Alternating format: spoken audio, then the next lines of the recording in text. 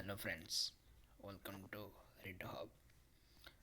आज हम देखिबा ओडिशा स्टेट सिलेक्शन बोर्ड जो लेक्चरर पाई एग्जाम होता आज तार आंसर की एसएसबी छाड़ी देछि।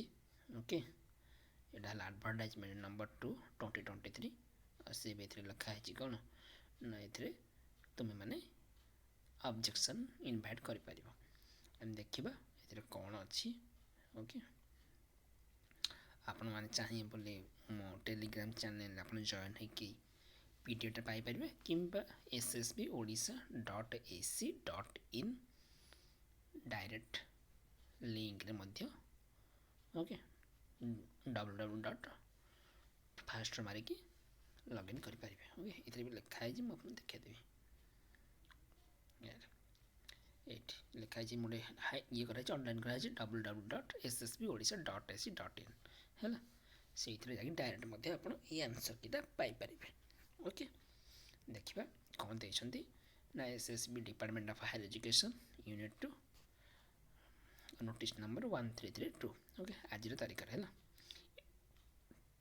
it is for the information of all candidates that the subject wise answer key to individual questions of a written examination for recruitment of lecturer of non-government aided college of state pursuant to advertisement number 02 2023 okay have been uploaded in the official website SSB है ना।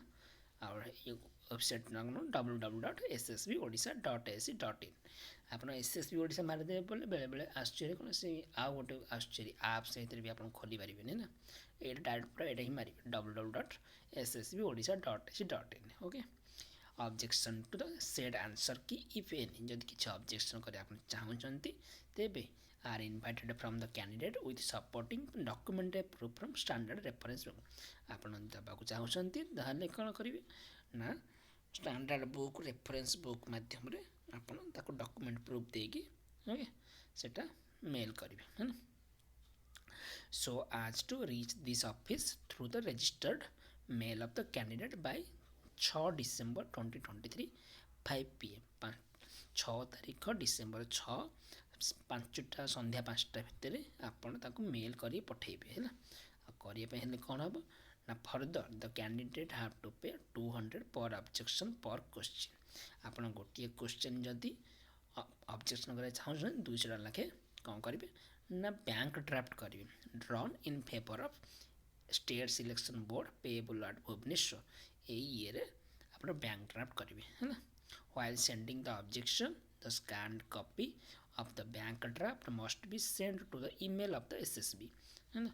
आपन जो objection करेंगे mail पठेबे से आपन जो proof देवे ता सहित यही बैंक ड्राफ्ट पठेबे। ओके, और से बैंक ड्राफ्ट कौन करेंगे in original should be send to the secretary SSB state selection board unit 2 Ashok Nagar Bhubaneswar 751009 along with the filled in proforma given below ये तले जो प्रोफॉर्मा देछि से हिसाब रे आपन कोन नेम ऑफ द कैंडिडेट आपन roll number complete postal address with mobile number and email ID subject serial number of question against objection has been raised. Okay, bank draft number date amount whether document proof has been attached with the objection signature of candidate with the name। Okay, ये सब आपन ही proforma रे लिखि तब पठेबे address टाइट लिखा है जी।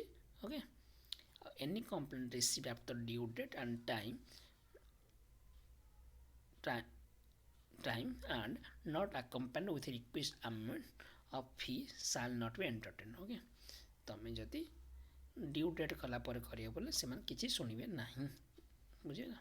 The objection may be send to the email ID of state selection board mail address देछंती SSB deptofhe@gmail.com यही मेल आईडी आपन ऑब्जेक्शन मेल करेंगे। Okay, no objection physical mode आपन डायरेक्ट जाके किसी दे पारिबे नहीं बुझि पाइले लिखा है will be accepted. Okay, if the objection received through email are not accompanied with a photocopy of the bank draft of recruitment, that will not be considered.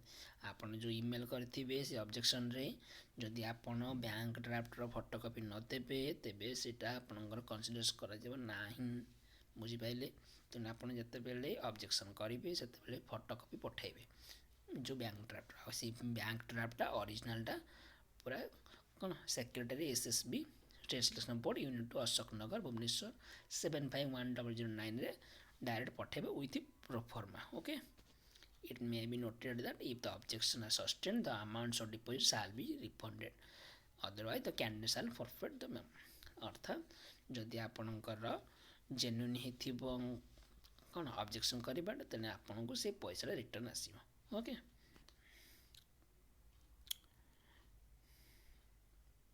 Proforma कहली मुझे आपको आंथ्रोपोलॉजी। ओके, नेक्स्ट है biotechnology सब थोड़े देखते तो बोटानी chemistry commerce हम बुझिपारे आपणकर से डेटा मन रखु 6 तारीख डिसेम्बर भितर। ओके, डिसेम्बर 5 तारीख भितर आपण कौन जहाँ ऑब्जेक्शन कथा करेंगे विथ कौन बैंक ड्राफ्ट। ओके, 200 पर question. Okay okay, thank you. Exam भल हो बहुत भल कथा। All the best for result. Okay, thank you, have a good day, stay happy, be happy.